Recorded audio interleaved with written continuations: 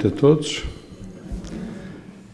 O meu agradecimento a todos vós por terem a paciência de estar aqui a ouvir e minha gratidão a Jesus e à espiritualidade por mais esta oportunidade que me concede. O tema que preparei hoje para vocês é sobre a morte, que é um assunto que a mim pessoalmente gosto muito de debater e de estudar, mais a reencarnação do que a morte, mas é uma coisa que está ligada à outra. E então a pergunta é, por que temer a morte? Porque temos medo da morte, não é porque devemos ter, é porque temos medo da morte. Realmente não devemos ter medo da morte e ao longo da minha explicação vamos entender que realmente não há necessidade de ter medo da morte. O objetivo, pois, desta palestra é desmistificar a morte, apresentando-a como um fenómeno natural da vida, ressaltando que a vida real é a vida espiritual e não a vida da matéria. E levar-vos a compreender que a morte não como um términus, mas como um momento de transformação de um processo contínuo que é a vida. Destacar a responsabilidade perante os nossos compromissos como espíritos eternos na oportunidade de uma nova reencarnação. Então, por que temer a morte? Parece complicado falar de um tema tão delicado, tão misterioso e que ao mesmo tempo nos chama toda a atenção. O que é afinal a morte? Por que existe a morte? Será ela um castigo, como se diz por aí? E o medo da morte, devemos ter ou não ter medo dela? E porquê? Vamos, antes de qualquer coisa, contar uma pequena história chamada o Bico de Luz, o Ponto de Luz. Um homem caminhava por estrada deserta às altas horas da noite. Estava escuro, sem luar, estrelas apagadas. Seguia apreensivo. Por ali ocorriam muitos assaltos. E percebeu que alguém o acompanhava. "Olá, quem vem aí?" perguntou assustado. Não obteve resposta. Apressou-se no que foi imitado pelo perseguidor. Começou a correr. O desconhecido também.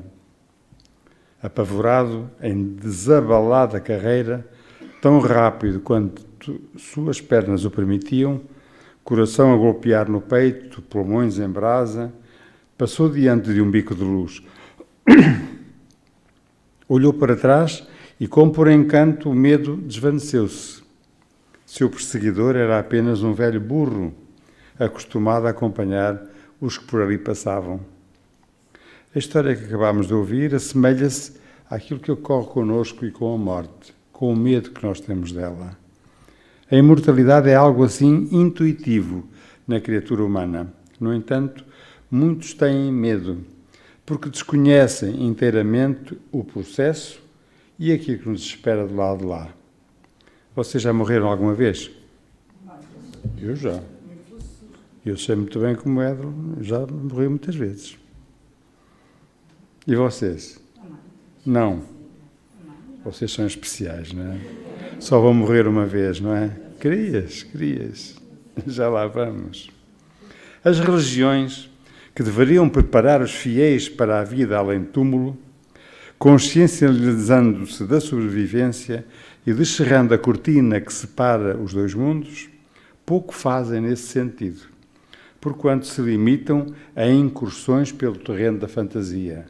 É o céu, se fizeres mal vais para o inferno, é aquilo que nós temos por aí na maior parte das religiões, não na doutrina espírita. Conto-vos outra história. A morte dirigia-se para uma cidade e no caminho encontrou-se com o presidente da Câmara, que saía para uma viagem. A morte disse-lhe: "Levarei comigo 300 dos teus moradores." Após alguns dias, o presidente, retornando à sua cidade, tomou conhecimento de que o número de mortos atingiu mais de 1.300. Encontrando-se novamente com a morte, perguntou-lhe por que é que mudara de ideias em relação ao número de pessoas que levaria, e a morte respondeu-lhe: De facto, eu vim buscar 300. As outras 1000 morreram só de medo. Isto porque nós temos medo da morte. Esta história também é bastante significativa e nos dá a ideia do trauma que o homem sempre teve em relação à morte. Esse medo da morte é um condicionamento cultivado ao longo da história da humanidade. Experimenta chegar à beira de alguém, na conversa, tal, quando se proporcionar, e digo, estás para morrer. É um susto que a pessoa apanha, mas e depois reage, compreende e diz, e tu também. Pois estou, pois estamos todos na fila. As pessoas têm muita dificuldade em lidar com o tema da morte. Esse medo da morte é um condicionamento cultivado ao longo da história da humanidade. E temos medo porque desconhecemos. Ela é vista como algo terrível e representada de uma forma apavorante, com o aspecto de um fantasma ósseo que traz uma foice fatídica no ombro. Lembra-se daquela caveira com um capucho preto e com a foice, muito magrinho, com os dedos muito fininhos? É a morte. Eu já vi a morte, nesta reencarnação já vi a morte. É vermelha. Posso dizer que é vermelha. Foi um dia em Londres, a atravessar, a olhar para a esquerda, a ver se vinha alguém, aparece um autocarro vermelho do lado direito, porque lá eles andam ao contrário, e foi uma travagem dos diabos. Graças a Deus o travão funcionou, o motorista era atento e o meu anjo da guarda fez um trabalhão, não é? De maneira que a morte é vermelha. Nesta reencarnação eu já a vi. Foi assim, ficou assim comigo. E era uma pena perder-se uma peça destas, não é? Realmente são poucos os homens que não têm medo da morte. Há aqui alguém, homens no sentido de pessoas, há aqui alguém que não tem medo da morte?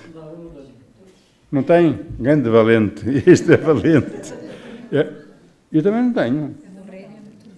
Pois é melhor morrer do que nascer. Sofre-se, para ficarem tranquilos, sofre-se muitíssimo mais ao nascer do que ao morrer, sem comparação possível. Quando forem para a vossa casa, hoje não, que é para dormirem tranquilos, mas amanhã vão à internet e procurem Desencarne de Dimas. O desencarne, ou a morte de Dimas, como quiserem. E é um pequenino vídeo, 5 minutos, que mostra, em termos espirituais, como é que se processa o desencarne de qualquer um de nós. É muito interessante e aprendem como é. Se às vezes começarem a sentir assim, a desligar uns fios e tal, pode ser que esteja a chegar a nossa hora, não é? Porque realmente é assim, muito simples. Vocês podem dizer, o homem está para ali a brincar com a morte, e isto é um tema muito sério. Mas, na realidade, já vamos ver que para a frente ainda é mais engraçado.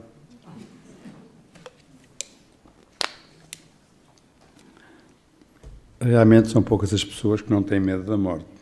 Pelo menos já temos aqui 2, 3. A Isabel também não deve ter. Às vezes. Mas é vermelha, a minha era vermelha. E afinal, perguntamos, porquê é que é esse medo todo? O temor da morte resulta de vários fatores inerentes à condição humana e à sua existência no corpo. Entre eles podemos destacar o instinto de conservação da vida, que lhe constitui força preventiva contra a intemperança, a precipitação e o suicídio, e ainda assim desconsiderados nos momentos do superlativo desgosto, revolta ou desespero. A predominância da natureza animal, da matéria, que nos espíritos inferiores, como nós somos, comanda as suas aspirações, tendências e necessidades. O temporário esquecimento da vida espiritual, de onde procede também.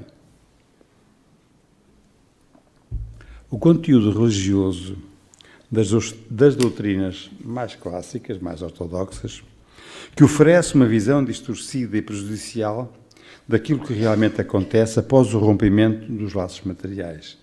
E ainda o receio do aniquilamento da vida por falta de informações corretas a respeito do futuro da alma e daquilo que lhe está destinado.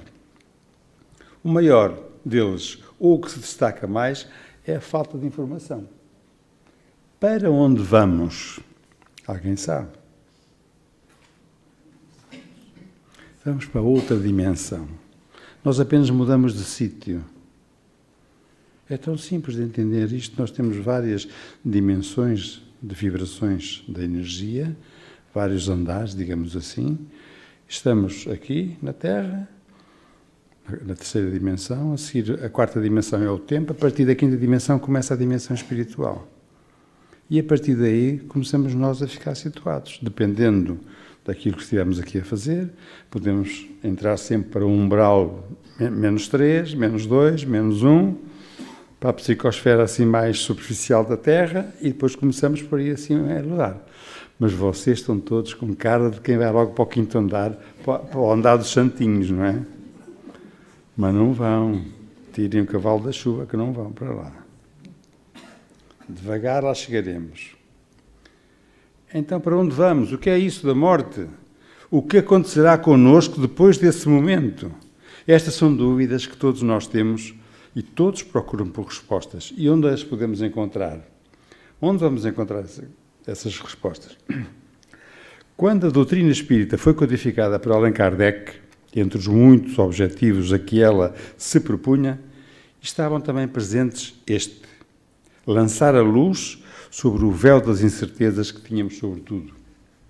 E a morte era uma dessas incertezas. Nós dissemos era, porque já sabemos não ser mais, agora que temos o esclarecimento. Lembram-se da história do bico da luz? Então, o Espiritismo é o bico da luz, é a luz que ilumina os caminhos misteriosos do retorno, afugentando temores irracionais e constrangimentos perturbadores. Com a doutrina espírita, podemos encarar a morte com serenidade. Eu, no final, no último slide, vou-vos dizer como é que eu gostava de morrer. Já está tudo pensado. Com a doutrina espírita, podemos encarar a morte com serenidade, preparando-nos para enfrentá-la. Isto é muito importante, é mesmo fundamental, já que se trata da única certeza que temos na nossa existência. Todos morreremos um dia. Ok? Não temos dúvidas sobre isso. Muito bem. Quer dizer, morreremos? Não. Pois a morte para nós, espíritas, não existe.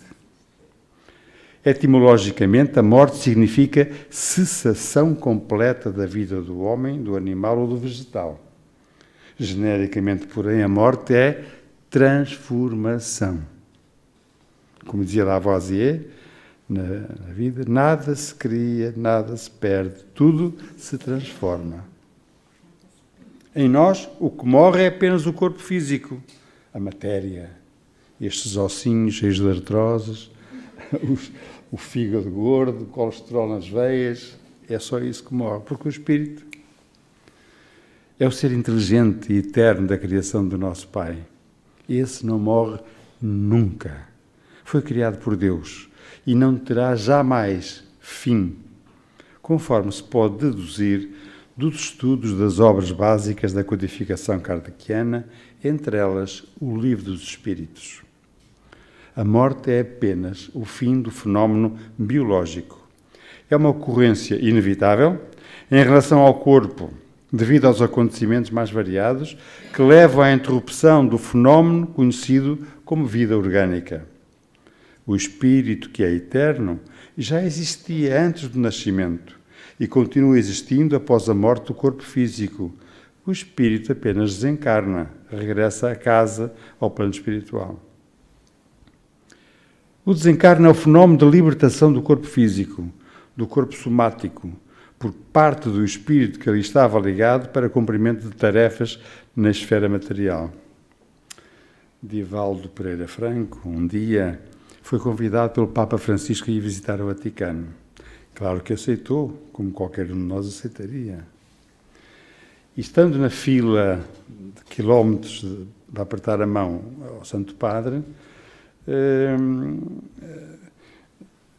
demorou bastante tempo até chegar até ele. E quando cumprimentou o Papa, o Papa Francisco apertou-lhe a mão e não lhe largou a mão. Tive muito tempo com a mão dele, isto é escrito por Divaldo. E Divaldo começou a ficar constrangido, porque havia uma fila enorme de pessoas lá atrás à espera. E neste momento, como diz Divaldo, neste interim, como dizem os brasileiros, viu ao lado do Papa Francisco, São Francisco de Assis e Clara de Assis. E ficou muito admirado de ver aqueles dois grandes espíritos de luz ao lado do Papa. E Joana veio dizer-lhe, ele é um dos 200 escolhidos para o processo da regeneração da Terra. O Papa Francisco já tem 80 e tal anos, portanto, vejam, a regeneração está muito na voga agora, não é? Que a Terra vai ser transformada num planeta de regeneração, está muito na voga. O Papa Francisco já cá está há 80 e tal anos a tratar disso. E outros dos 200 cá estarão. Eu não sou um dos 200, vos garanto. Mas há outros, 199, que andam por aí sem a gente saber, a tratar da remodelação e da regeneração do nosso planeta. Ou seja, o espírito apenas muda de plano, como se muda de roupa. Está visível e torna-se invisível de repente. E isto quem nos garante são os próprios espíritos daqueles que já partiram, que nos vêm contar o que acontece depois da morte. Garantem eles que morrer é como tirar férias. Simpático. Então, em vez de dizer vou morrer, deveríamos dizer vou de férias. Era uma atitude simpática e menos pesada. Vou de férias. A Terra é uma oficina de trabalho para os que desenvolvem atividades edificantes em favor da própria renovação. É um hospital para os que corrigem desajustes nascidos dos vícios do passado. É uma prisão em expiação dolorosa para os que resgatam débitos relacionados com crimes cometidos em existências anteriores. E é uma escola para os que já compreenderam que a vida não é um mero acidente biológico, nem a existência humana uma simples jornada recreativa. Mas não é o nosso lar definitivo. Nosso lar definitivo está no plano espiritual, onde aí sim poderemos viver em plenitude, sem as limitações impostas pelo corpo carnal. Compreensivelmente, pois que nos preparemos, superando temores e dúvidas, inquietações e enganos, a fim de que, ao chegar a nossa hora, estejamos habilitados a um retorno equilibrado e feliz. Um dia, uma senhora chegou junto de Chico Xavier e disse-lhe, Chico, eu queria ouvir a sua opinião. O meu marido é um santo, é um homem muito bom, um excelente pai, um excelente marido, um grande trabalhador, é muito honesto, é fiel, ajuda muito em casa, anda comigo nas palmas das mãos, é um santo de um homem, mas tem um grande defeito. E Chico perguntou-lhe, então, mas um homem com tantas virtudes, qual é o defeito desse homem? Chico, ele não é espírita. Sabem qual foi a resposta de Chico? Ele não precisa de ser espírita. Ele já é, por natureza, um ser espiritualizado. Portanto, isto para que nós libertemos as nossas inquietações, os nossos enganos. Mas antes de tudo isso é necessário primeiro viver. E viver bem, nós esquecemos de viver. Andamos sempre a lutar para sermos os mais ricos do cemitério, como eu costumo dizer. Temos de viver e estar bem informados, temos de estudar para compreender estas coisas, para tirarmos as lições de cada ensinamento.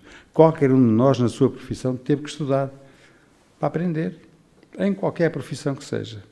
O primeiro passo, nesse sentido, é o de tirar da morte o aspecto fúnebre, mórbido, temível, sobrenatural. E isto, a doutrina espírita, agindo como o bico da luz, está fazendo. Somente a fé sólida e verdadeira pode dar-nos forças para superarmos os temores e as angústias da grande mudança que temos de fazer. E o Espiritismo oferece-nos recursos para encarar a morte com idêntica firmeza de ânimo, inspirados igualmente na fé.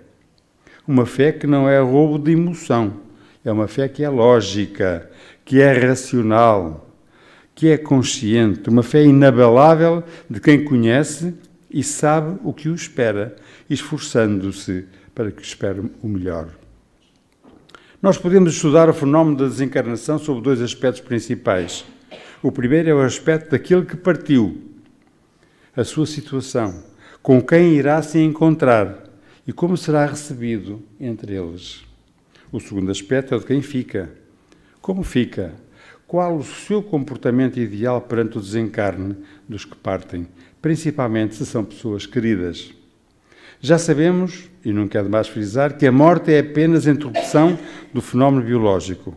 Morre apenas a matéria, que se irá transformar em novos corpos.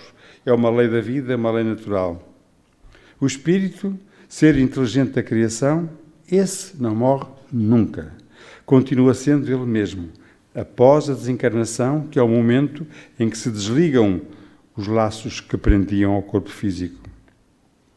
Passando pelo momento da desencarnação, o espírito, ao despertar do outro lado, descobre que continua sendo ele mesmo, que está vivo, com os seus defeitos, as suas qualidades, gostando das pessoas que já gostava e mantendo as mágoas, os rancores e os ódios pelas pessoas de quem ele não gostava. Dentro de certo limite de tempo, que vai depender da situação desse espírito, ele irá encontrar com as pessoas que lhe eram queridas e também com aquelas de quem ele não gostava, principalmente com estas.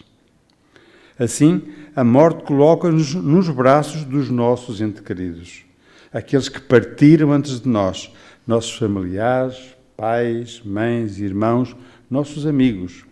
Essa é uma certeza, e com essa certeza mais um motivo que temos para não ver a morte como algo terrível e temida, mas sim algo tranquilizador, pois se torna conhecida e até certo ponto esperada. A situação de felicidade ou de infelicidade deste espírito vai depender exatamente daquilo que ele fez enquanto encarnado, enquanto vivo, ou seja, se fez o bem será venturoso, se fez o mal será preciso consertar aquilo que fez de errado. E sabemos também que as situações de infelicidade, de tormentos, de sofrimentos, são situações passageiras, transitórias, pois todos nós temos a oportunidade de melhorar aquilo que fizemos da maneira errada no passado. A essa oportunidade que Deus deu a todos chamamos de reencarnação. Daí o motivo de Kardec, sob a orientação dos espíritos puros, nos recomendar, fora da caridade não há salvação, porque é uma caridade que Jesus nos dá, podermos reencarnar. O espírito que ainda não atingiu a perfeição passará novamente por outras reencarnações, tantas as necessárias até atingir o grau de pureza para a sua felicidade. É uma lei divina. Ninguém escapa a ela. Nossa vida verdadeira é a vida espiritual. A Terra é como se fosse uma escola. Quando encarnados, estamos estudando. Ao desencarnarmos, tiramos as tais férias e voltamos para onde estávamos antes de vir para cá. E aí aproveitamos para rever os amigos, os parentes, matar saudades e voltaremos à escola até quando não precisarmos mais, até o dia da nossa formatura. É simpática esta visão da aprendizagem no mundo espiritual. Continuamos os nossos estudos, continuamos as nossas vidas, preparando-nos sempre para novas jornadas, onde após as férias traremos novos conhecimentos, auridos no gozo das férias, conhecimentos esses que impulsionarão o nosso progresso e o progresso do planeta. É a essa fé que o Espiritismo nos leva e é essa fé que ele prega aos que lhe seguem.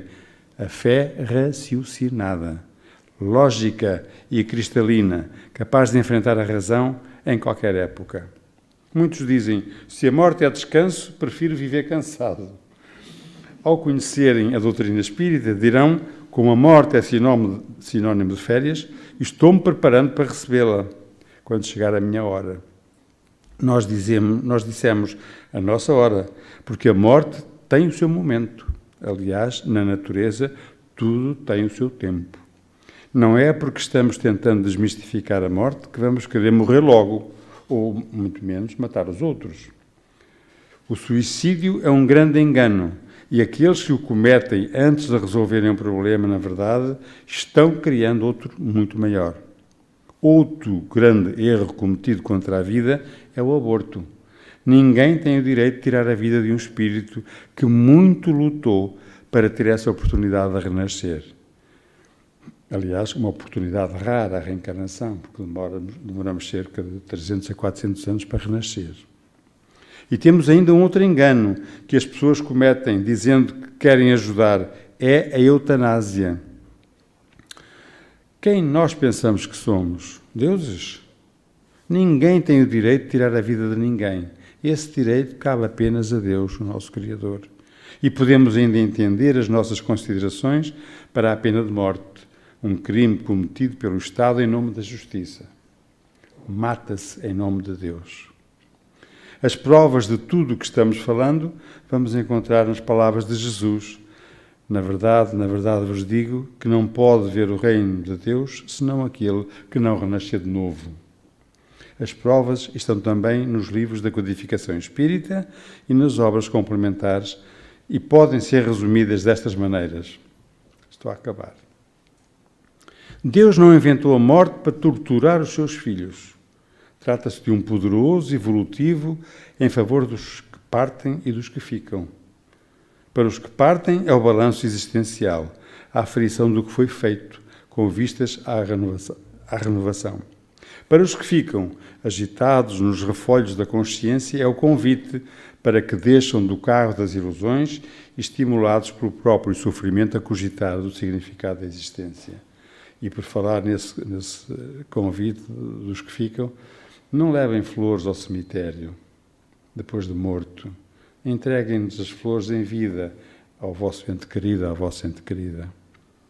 As pessoas levam flores depois de morto, porque os remorsos são superiores à saudade. A manifestação dos espíritos pela prática da mediunidade, que é o intercâmbio entre o mundo material e o mundo espiritual, retira da morte o aspecto sinistro, denso, pesado, tranquilizando os que partem e confortando os que ficam. Somos todos aqui testemunhas das manifestações dos espíritos que vêm falar connosco, de pais, de filhos, de esposas, de maridos, que vêm cá falar connosco nas oportunidades. Primeiro foi o Livro dos Espíritos, onde vultos notáveis da humanidade, auxiliando o próprio Jesus, o Espírito da Verdade, vieram-nos mostrar provas irrecusáveis de que ninguém morre. E vou à questão 149 do Livro dos Espíritos. Em que se transforma a alma no instinto da morte? Pergunta Kardec. E o Espírito da Verdade responde, volta a ser espírito, ou seja, retorna ao mundo espiritual de onde saiu temporariamente. E segundo, porque vários médiuns famosos servem de instrumentos para que os espíritos nos deem provas das suas existências após a morte do corpo físico. Temos milhares de exemplos. Entre eles, podemos citar Francisco Cândido Xavier, notável médium de Uberaba, personificando a consolação trazida pela doutrina espírita. Recebeu, ao longo do seu apostolado mediúnico, milhares de mensagens de espíritos desencarnados, que se dirigem aos homens, aos familiares, aos amigos, sempre exaltando a sobrevivência. Houve um jovem que teve uma morte súbita, uma morte por acidente, e o pai ficou completamente deslocado com a morte do filho jovem. Então ele ia todos os dias estar muito tempo na campa do filho, no cemitério. E um dia, através de Chico Xavier, o filho comunicou-se e disse-lhe, pai, fica tranquilo, não venhas aqui ao cemitério, porque enquanto tu vens aqui, eu vou lá para casa tomar conta da mãe e fazer companhia à mãe. Portanto, temos que ter a consciência de que o que está ali é um bocado de matéria, é pó. O que temos que ter é o conhecimento espiritual de como é que isto se processa. É impossível negar a sua autenticidade, pois as mesmas mensagens são recheadas de informação que possibilita a identificação do chamado morto. A literatura espírita é repleta de autores que nos trazem as suas experiências de além-túmulo. Podemos destacar alguns apenas para servir de exemplo ao nosso estudo. André Luiz, por meio do livro Nosso Lar, Fala-nos do seu recebimento na colónia espiritual do mesmo nome. Fala do encontro com a sua mãe e da situação de todos que chegam por lá. Comecem por ver o filme Nosso Lar. É gratuito, está na internet. Vejam, em família. Começam a entender muitas coisas. Luís Sérgio, jovem de Brasília que desencarnou em 73, conta no seu livro O Mundo que eu encontrei, fala do encontro com a avó e das suas experiências pelo lado de lá. O Dr. Bezerra de Menezes, conhecido médico brasileiro, também nos fala sobre o mundo espiritual e de que maneira nos fala. A jovem Patrícia, no livro Violetas na Janela, fala nas colónias espirituais e do encontro que teve com os amigos. Temos ainda o livro chamado Enxugando Lágrimas, onde os mais variados espíritos de pessoas comuns nos falam das suas experiências, do momento do desencarne, o que realmente aconteceu, como foram socorridos, além de mandarem mensagens para os seus familiares, orientando-nos sempre no sentido da calma e de fé em Deus. Não é possível que todos estejam mentindo. Não é possível que todos estejam enganados. Como podemos ver, essas são as provas e existem muito mais delas espalhadas por aí. Como disse Jesus, quem tem olhos de ver, que veja. A morte do corpo é uma realidade, mas cedo ou tarde ela vai chegar. A nós cabe viver cada dia de forma que não nos amedronte a nossa consciência, amando, fazendo o bem, certos de que esse momento vai chegar. Quanto ao segundo aspecto a que nos referimos anteriormente, ou seja, o aspecto de quem cá fica, não vamos analisá-lo depois do que falámos aqui. Caberá a cada um de nós tirar as suas próprias conclusões. Deixaremos apenas um pequeno lembrete. Diante dos que partiram ou daqueles que estão partindo, é preciso agir com dignidade e com amor.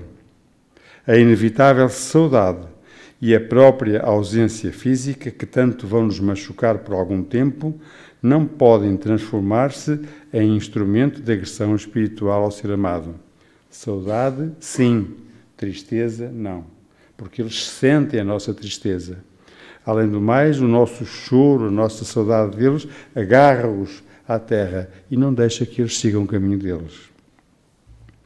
Antes de pensar em si mesmo, aquele que fica, se realmente ama, deve pensar em quem segue e ajudá-lo, a fim de que mais rapidamente possa tê-lo de volta ao seu convívio espiritual e, desse modo, se preparar, por sua vez, para a própria viagem, que em breve ocorrerá. Quando então se reunirá esse afeto, então sem mais angústia e sem mais adeus. E devemos estar certos das palavras de Jesus: vinde a mim, todos os que andais em sofrimento, e vos achais carregados, e eu vos aliviarei. Tomai sobre vós o meu jugo e aprendei de mim, que sou manso e humilde de coração, e achareis descanso para as vossas almas, porque o meu jugo é suave e o meu fardo é leve. Então, para terminar, como é que eu gostava de morrer? Se é que a gente pode escolher, não é? Antes de ir de férias, eu gostava de estar ao fim da tarde, num quarto, na cama, pois com certeza, ou num sofá, chamar os meus netos e os meus filhos, dar um abraço a cada um deles, pedir a eles para porem a minha música preferida, que é a música que eu coloco todos os dias no hospital quando eu começo a trabalhar, a Ave Maria de Schubert, sempre coloco, pedindo à Nossa Senhora para me acompanhar naquele dia de trabalho, colocar a Ave Maria de Schubert, ouvir e adormecer em paz e viajar assim. Era assim que eu gostava de morrer. Não vou ter merecimento para isso, mas pedir não custa. Muito obrigado a todos. Tu estás-te a rir, não é de coisa boa. Muito obrigado pela vossa atenção.